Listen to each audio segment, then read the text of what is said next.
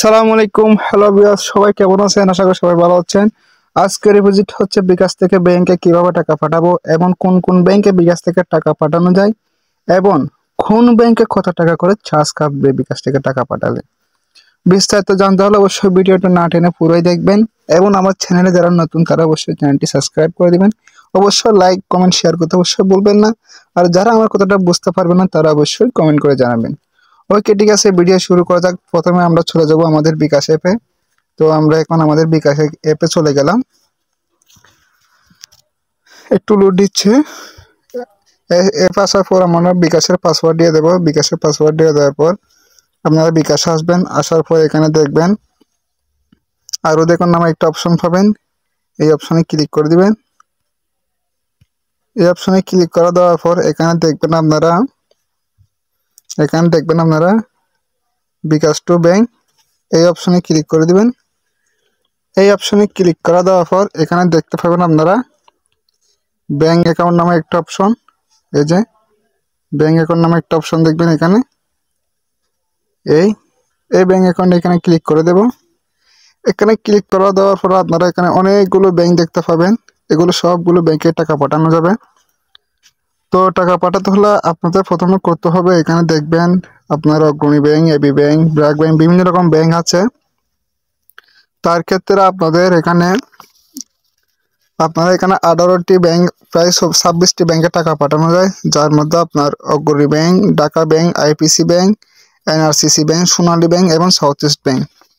এই 6টি ব্যাংকে টাকা পাঠাতে হলে অবশ্যই আপনার বিকাশ যে এনআইডি দিয়ে খুলছেন ওই এনআইডি সহ বিকাশের ব্যাংকের অ্যাকাউন্ট নম্বর এনআইডি অবশ্যই মিল থাকতে হবে, তা না হলে আপনারা টাকা পাঠাতে পারবেন না।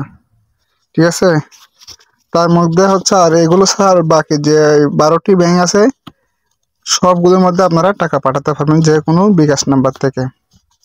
এর মধ্যে আপনাদের চার্জটা একটু বলে দিই আমি।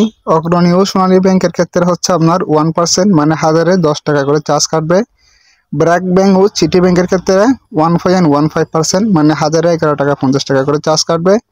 আর বাকিগুলো 1.25% 1000-এ 12.5 টাকা করে চার্জ কাটবে বিকাশ থেকে টাকা পাঠাতে হলে।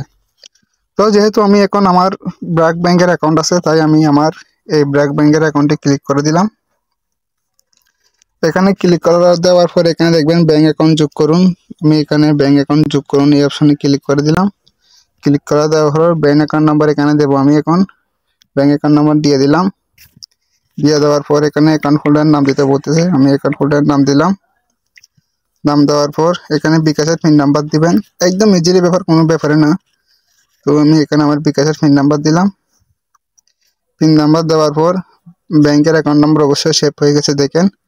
তো আমি এখন ব্যাংকে টাকা পাঠাবো। এখানে দেখেন ব্যাংক অ্যাকাউন্টে টাকা পাঠান, নিচে দেখবেন এই যে আমি এই ব্যাংক অ্যাকাউন্টের টাকা পাঠান এই অপশনে ক্লিক করে দিলাম। ক্লিক করে দেওয়ার পর যে যার যত ইচ্ছা তত টাকা পাঠাতে পারবেন। তো আমি প্রথমে 500 টাকা পাঠাতে যাচ্ছি, তো আমি 500 টাকা এখানে লিখলাম। লেখার পর এখানে ক্লিক করে দিলাম। ক্লিক করার দেখেন 5 টাকা 75 পয়সা, ডবল করলে চার্জ কত টাকা চার্জ কাটতেছে সব এখানে দেখতে পাবেন। দেখেন সব এখানে লেখা আছে। তারপর আমি চাইলে এখানে রেফারেন্সের নাম দিতে পারবেন, যার নামে টাকা পাঠাবেন। আমি দিচ্ছি না। তারপর এখানে বিকাশের পাসওয়ার্ড দিবেন। একদম ইজিলি পাসওয়ার্ড দিয়ে দিলাম। তারপর এখানে ট্যাপ করে দিলাম। তারপর আমার অ্যাকাউন্টে টাকা অটোমেটিকলি চলে যাবে। একটু লোড দিচ্ছে, দেখেন বিকাশ টু ব্যাংক টাকা চলে গেছে। তারপর আপনারা চাইলে অ্যাপস এখানে ডাউনলোড করে রাখতে পারবেন। তারপর আমরা হোমে ফিরে যাব।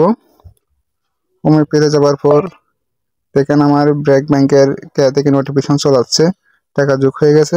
এইভাবে শর্টকাট টাকা পাঠানো যায়।